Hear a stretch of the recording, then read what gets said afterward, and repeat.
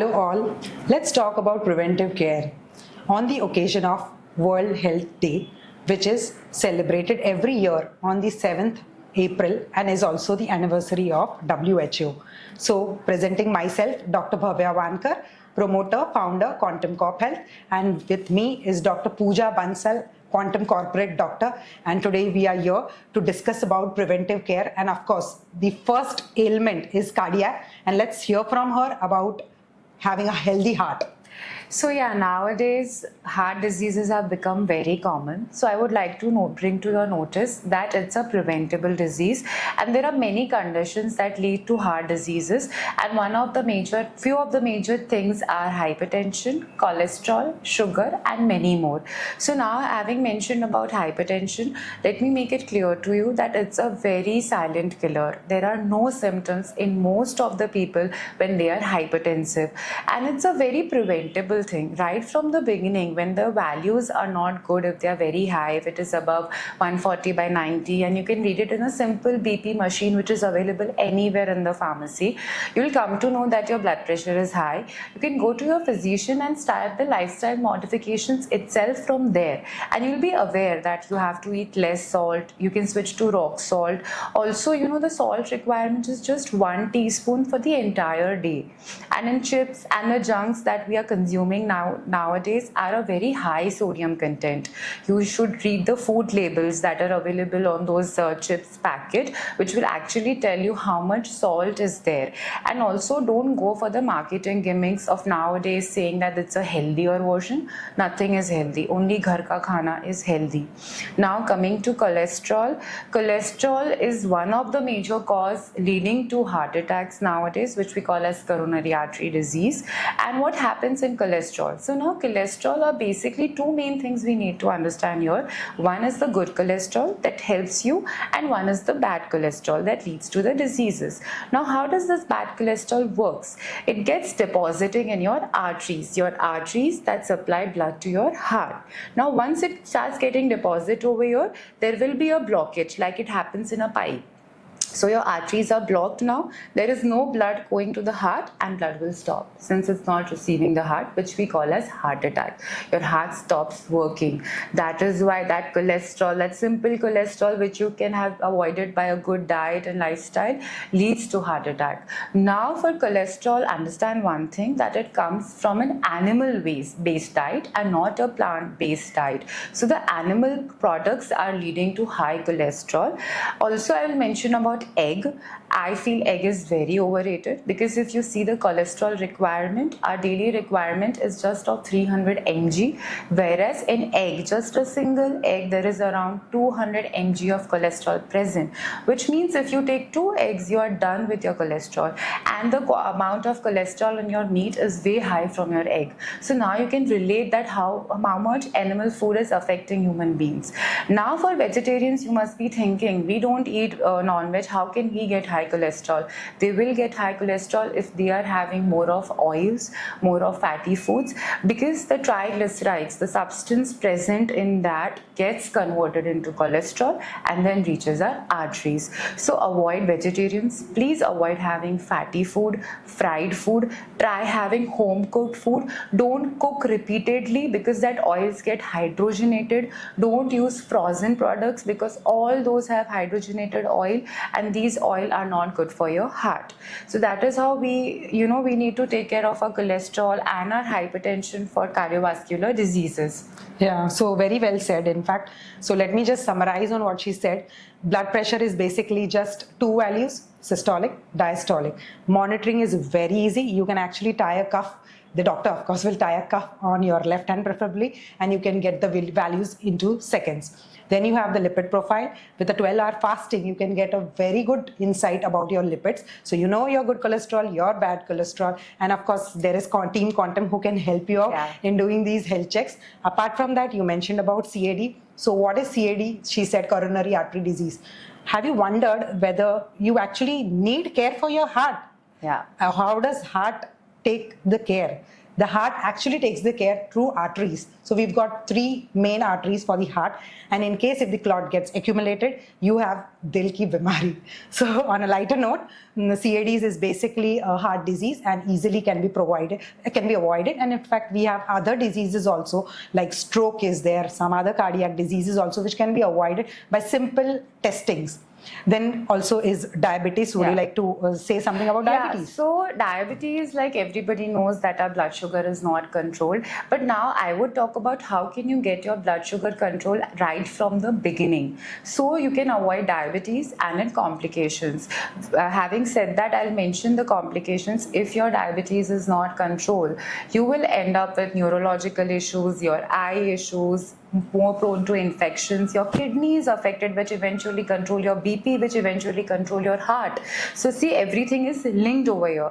Now what can we do? It's a very simple thing. It's a lifestyle modification only. It's a lifestyle disorder basically, diabetes type 2 mellitus. So in that, simple exercise like brisk walking can help you a lot because it increases the sensitivity of your insulin receptors. Now insulin is a hormone that is going to control your sugar. So it must affect your body, right? Only then it's going to act. So that acts to receptors. Now these receptors work very well when we start having physical activities, exercising, walking, gymming, anything we can do, whatever suits us. So that is important. And when we come to the food part, all those who are pre-diabetics or who are diabetics or who are very much careful about their health should follow this. Try having low glycemic index food. So what does glycemic index means? Now there are certain food that increases your blood sugar as soon as they are consumed, like white rice, which are called as high glycemic food. And there are certain food that you eat but they don't affect your sugar level much, which is called as low glycemic food, like quinoa. So try understanding the concept, inculcate habits that has low glycemic food that will help you to control your sugar. Now there is one more method that you can use to control, having a good glycemic index of the food, is that to mix it with a food which has low glycemic index. For example, if you're taking rice, mix it with vegetables. It will lower the glycemic index. So these are some tips that you can follow in a very small phase, and then it can give you a bigger achievement of preventing diabetes and its complications at a very early stage. Now, since we're talking about prevention, I feel if we follow 5 things in our life, right from the starting, right from the childhood, we will be able to prevent all the major diseases at maximum level, which includes number 1, most important is hydration. How much water you take. Our body is majorly made of water. So you need to take at least 3 to 4 liters of water, provided you don't have any heart disease. In case of heart disease, you need to consult your cardiologist for the fluid requirement. Second comes physical exercise. Very, very important. It also keeps your mental health stable because it releases happy hormones. Even a brisk exercise or walk of 20 to 30 minutes 5 days a week is very good for those who have busy lives. Please give time to your health, because if you don't have health, you can't work. Okay, so that is why it's important. Exercise is very important. Then third comes is sleep. Sleep is very underrated nowadays. Sleep is very, very important because at that time our body repairs, especially our brain. It is very important for our brain to function throughout the day. So for that, it needs a resting period where it can repair itself. So that is why sleep is important. If we sleep at late and wake up at late for years and years together, we can end up with many neurological diseases like Alzheimer's. So very important sleep. And for sleep, there are many things that you can do. Nowadays, there are many foods that are available, like oatmeal, like bananas, which you can consume, that has good magnesium. Magnesium induces sleep. So very important. You can have it in your diet. And if diet is not possible, you can take a supplement of magnesium. Very commonly used is magnesium glycinate. We can also provide you more details about magnesium supplements if you want. Then you can hear to some good music, practice meditation, have some hot showers, avoid OTD, very important. Screen avoiding is very important because once you are exposed to screen at night, it releases blue light, which awakens your brain center and will not let you sleep. That is why please avoid binge watching. Also, that leads to binge eating, which will lead your weight increase, obesity, and eventually all the diseases we spoke about. So that is very important. Then comes deep breathing. It's amazing techniques to have good deep breathing exercises which calms ourselves, which calms our nervous system, which brings our blood pressure into control. And there are many exercises, you know, you can follow while doing deep breathing. You can get them from wherever you want. Let's do one thing. Let's teach them some exercises. Yeah, that's a good idea. We can do that. Yes. Let's start. Yeah, so now for deep breathing, one of the simplest exercise is inhale simply from your nose and exhale simply from your nose out. I love this. Second, Easy. it will help you, yes. Yeah. Then comes simple breathing from your nose and breathe out through your lips, which is called as lip burst breathing. Again, very easy. You can do it anywhere, anytime, depending on the counts you want to do. Then comes your breathing called as diaphragmatic breathing. Breathing in through your nose and breathing out completely through your mouth. It is also very amazing exercise. And one of my personal favorite is Anulom Vilom, where you breathe in from one side of your nose, hold for a few seconds, and then breathe out from your other side of the nose. Also, there are certain instruments nowadays available, especially for the COPD patients like asthma or bronchitis, which can use that spirometer. The portable spirometer comes, it's easily available in any pharmacy, and it's not that expensive. Practice that also. It will also increase your breathing capacity. So yeah, that's very good. And also, let's talk about nutrition, ma'am. Yeah, why not? So first of all, we should understand what is balanced diet. So eating everything good in huge quantities is not a good sign. So you should understand what is balanced nutrition. You should balance it out with the 5 basic components of food. First is, the foremost is carbohydrates. So of course, rice and wheat, everyone knows, is a typical carbohydrate. But you should also understand the importance of other millets like ragi, jowar. Second is my favorite, proteins. So I am actually a vegetarian though, but I take my protein intake a lot from various dals. Sprouts are there. I have a healthy nut in my routine diet, which I follow very strictly. And of course, non-vegetarian can have some quantity from the meat, which they have from fish, and to some extent from eggs. And yeah, that's about protein. Then let's talk about milk and milk products. Milk and milk products, as everyone knows, we've been seeing so many ads, and we know that it's very important for our growth and development, and hence milk and milk products should be an important part, apart from calcium, some amount of minerals, some amount of protein. So it is linked basically. So maybe we are just talking about the headers, but these products are also linked to various food components. And fourth is, of course, the fruits and vegetables. So why we should have the seasonal fruits and vegetables? The importance is to get proper amount of minerals, proper amount of vitamins, and of course roughage, which probably you can talk about gut health, you know, more on gut health for the roughage part. And of course, the last is oils, fats. So everything in proportion, as I said earlier, is good enough. So you should not go excess on the oil part. You should have limited, but you should include it, because there are oil soluble vitamins also. So you should actually you should actually have a well balanced diet. Then comes the prevention part, how you can prevent. So of course, with proper diet, and you follow a good lifestyle, you have proper sleep, as she mentioned, you have a proper exercise routine which is built up in your, you know, entire week's curriculum sort of, or a routine sort of. You should have it in place. And apart from that, you can also do a lot of health checks, which contains CBC, which is a blood test. Of course, you can do your sugar checks through your blood. You can have your lipid profile, which earlier I mentioned about having a 12-hour fasting. We can have liver test, kidney test, all in the blood itself. And then there are additional tests like X-ray, ECGs, 2D echo, TMTs. You can connect with Team Quantum. You can connect to Team Quantum, and in fact, you can log in through Dr. 911 to avail all these benefits of Dr. 911 platform.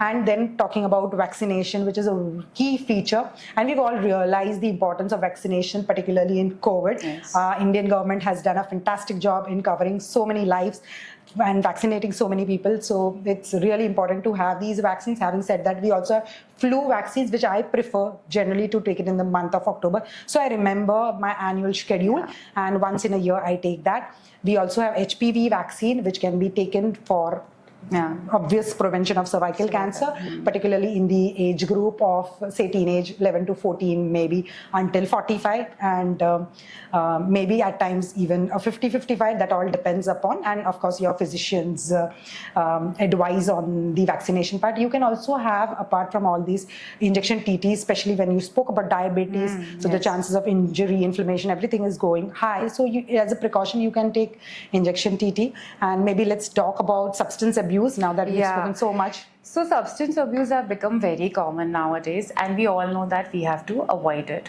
I want to focus over here about smoking first, and smoking in any form, whether it is cigarette, whether it is hookah, whether it is vape, or whether it is smoking cannabis. I'm emphasizing on vaping and cannabis because in our youth nowadays it's had become very common. I would strictly ask you not to do vaping, because vaping has become an increasing trend nowadays. It has too many chemicals in it, which is causing direct injury to the main part of our lungs, which is called as alveoli. So alveoli is very important because our oxygen gets exchanged because of alveoli. Whatever we breathe in goes to the alveoli, comes to the blood, goes to the heart and our body. If the alveoli is damaged, no oxygen going to the heart, and we'll have all the other issues like we talked about. So that is why avoid vaping, very important. Plus it is socially acceptable, it doesn't have any smell, so people try to consume it in more quantity, so it is dangerous. Also cannabis, apart from smoking causing cancer and heart diseases, they also causes neurological disorders. If you have been smoking cannabis for a long period of time, it will cause you amotivational syndrome, which means that you lose your ability to focus, to concentrate, having a memory, to react. Whatever you are doing with your brain, all this comes to a very slow state, and eventually you might end up with neurological disorders like Alzheimer's as well. So that is why very important to avoid all these substances. Having said that, I want to mention for all those smokers, I'm not encouraging smoking in any form, but please start having antioxidants. Antioxidants, you can get it from your diet also, and in the form of your supplements also. In diet, green tea is an excellent antioxidant, and you can also get it from raw onion, tomatoes and many other things. So please have that, because it destroys the free radicals. I'm not saying that it will help you to overcome the effects of smoking, but it's important to take that. Also have regular PFT and x-rays. All those smokers, very important to keep checking your lung capacity and do deep breathing. You guys need deep breathing more than anybody needs. Next is, I would also talk about alcohol. Again, very common. Now, smoking is a big no. For alcohol, I feel you can have occasionally, but in a limited quantity as per your physician's advice.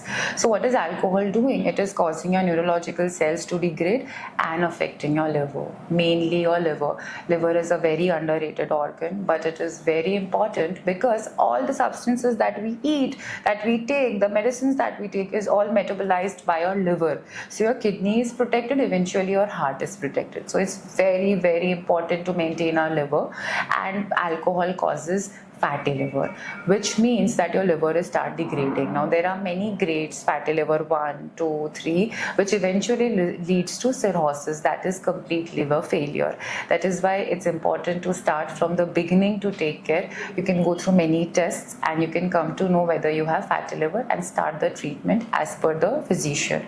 Also fatty liver, I want to mention, it's not just the alcohol that is causing it, it is also the non-alcoholic fatty liver, which comes majorly from sugar. So very important to avoid sugar in excess. Take limited amount of sugar. Don't indulge into artificial sugar because your liver doesn't know how to metabolize that. The liver is more comfortable in metabolizing natural sugar. So have that if you have too much of cravings of sugar. Next, avoid fruit juices. We think fruit juices are healthy. It is not. Have fruits instead of having fruit juices. Juices has fructose, which directly causes injuries to our liver. That is why very important of your sugar intake. And also fatty liver, it's very important for nowadays generation, because I have seen reports of 20-21 year students having grade 1, grade 2 fatty liver. So in 20 years they'll end up with cirrhosis. What, they'll be just 40? So that's very young. So that is why it's very important for our generation, our next generation, to avoid sugar in form of anything, in form of relatively healthy sugar, sugar free. Also I'll mention sugar free has this content called as aspartame, which is cancer cancer causing. Not only fatty liver, but also one of the major ingredient for cancer. So that is how it's all interrelated. Everything is interrelated. So I would also talk about some of the deficiencies that happens, which is iron deficiency and vitamin D and B12 deficiencies, which can be easily covered with your diet or your supplements, so that you live a healthy life, you don't have weaknesses, and you can work very effectively and in a healthier way and with a better mindset. So this is like, I would like to, talk about preventive health. Correct. So as you mentioned about liver health, so good part is we can actually have test like SGOT. These are basically enzymes, SGPT, serum bilirubin. These are all blood tests to help you understand your liver health better. Post which you can also consider sonography, which is an ultrasound of the whole abdomen, which also covers liver being the major abdominal organ. And apart from that, in case if there is grade 3 or grade 2, and if you want to also understand the liver health better, you can also do fibroscan to understand whether your liver is going towards fibrosis or cirrhosis. So there are many tests available which will not only tell the structure but also the function of the liver would be gauged by these tests, and these are very simple tests which can be incorporated in your health package. In fact, we are here to help you. So care is just a call away with Quantum. And Dr. Pooja, it was a nice two-way communication. You have given a lot of insights, and you've considered a body as a holistic body, not individually. So really appreciated your inputs over here, and hoping for the next session to be a bigger hit. Yeah. Thank you. Thank you all.